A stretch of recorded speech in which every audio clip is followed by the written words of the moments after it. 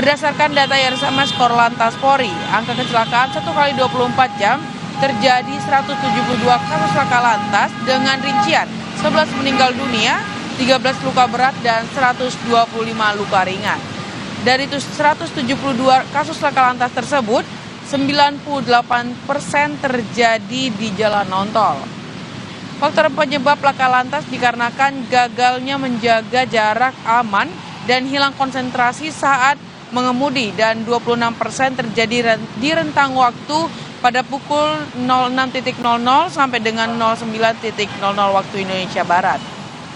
Untuk itu dihimbau para peserta lalu lintas serta kami ingatkan kepada para pengendara agar selalu cek fisik kendaraan Anda serta kendaraan Anda sebelum berpergian dan selalu patuhi arahan petugas kami yang berada di lapangan.